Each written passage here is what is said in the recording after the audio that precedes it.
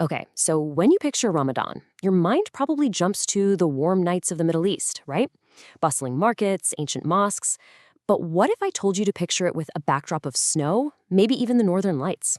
Let's dive into what this incredible, unique spiritual journey is really like.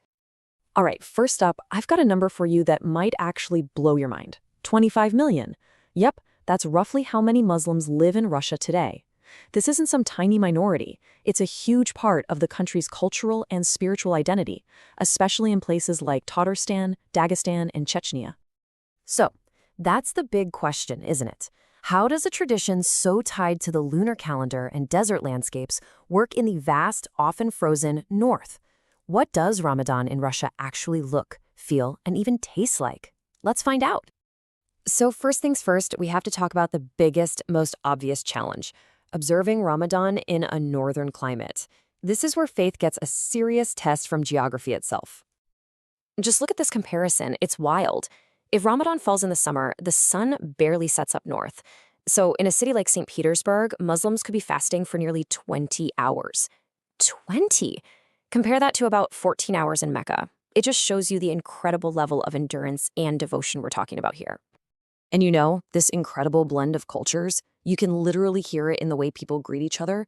Of course, you'll hear the universal Arabic Ramadan Mubarak. You'll hear it in Russian too. But then, in places like Tatarstan, you'll hear the beautiful local version, Ramadan Mubarak Bulsin. It's such a perfect little example of faith and local identity coming together. Okay, next up, let's head to the social heart of the holy month, especially in Moscow.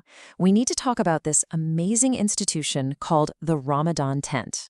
The Shudder Ramadana, this is so much more than just a place to grab a meal. It's this huge pavilion that goes up near one of Moscow's main mosques, and every single night, it becomes the absolute epicenter of community life. Thousands of people show up for the Iftar meal, and it's all completely free. It really does three main things. One, it's this massive dining hall where everyone breaks their fast together. Two, it's a cultural stage. Often each night is dedicated to a different region, like Dagestan or Tatarstan, and they get to showcase their unique food, music, and traditions. And three, it's a hub for charity, organizing food for those in need. It's faith, culture, and community all in one place. So from that amazing community space, let's zoom in on what brings everybody to the table, the food. The iftar spread in Russia is this delicious mix of Central Asian and Caucasian flavors. It's incredible. Of course, you start with dates and water, but then these are the stars of the show. You have plav, this super hearty, aromatic rice pilaf that's an absolute must-have. Then you've got manti, which are these delicious, savory, steamed dumplings. And for dessert, something you have to try, chak-chak, this unbelievably sweet, sticky pastry from Tatar culture that's just drenched in honey. And it's not just the food. The drinks are something else too. Depending on where you are, you might find some really unique traditional drinks like kumes, which is a fermented mare's milk, or kvass, which is a popular non-alcoholic drink made from fermented bread. It's a whole different kind of culinary experience. So how does all of this deep faith actually show up in everyday life? How does it blend into the modern day-to-day world in Russia during the Holy Month? Let's take a look. You know, the way people dress tells such a beautiful story. You'll see men wearing traditional hats, like the papakha, that tall wool hat from the Caucasus, or the tubateka, a really beautifully embroidered cap from Tatarstan, and the women's hijabs often have these bright, floral patterns that are so common in Russian style, worn over these elegant long coats. It's this perfect mix of religious modesty and practical fashion for the cold.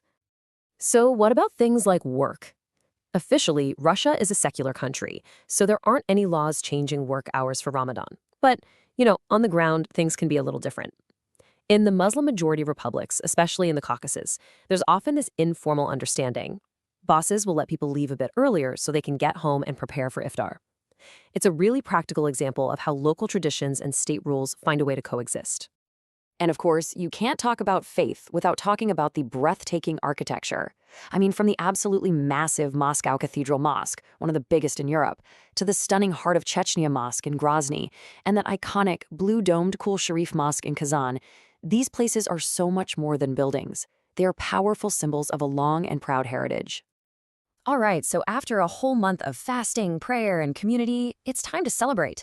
And believe me, it is a joyous celebration that just fills the streets and homes with so much life. So, the big festival at the end of the month, which many people know as Eid al-Fitr, it has its own name here. In Russia and other Turkic-speaking areas, it's called Uraza Bayram, and it marks the end of the fast with 3 days of celebration. And when I say it's a big deal, I mean the sheer scale is just staggering. On the morning of Uraza Bayram, you'll see hundreds of thousands of people gathering for the Eid prayer in Moscow.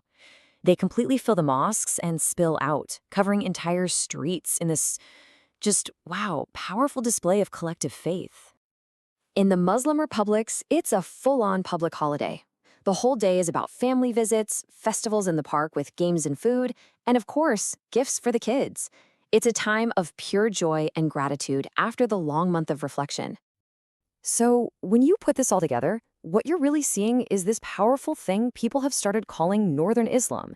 It's this unique identity where all these different ethnicities, Tatars, Chechens, Dagestanis, you name it, all come together. They're united by their faith and this really deep sense of solidarity. And all this leaves us with a final, pretty big question to think about. When you see these ancient traditions adapting so beautifully to new climates and cultures, from 20-hour fasts to those floral hijabs, what does this vibrant Northern Islam show us about the future? How can faith stay so strong, so adaptable, and so deeply meaningful in the fast-paced, globalized world we all live in?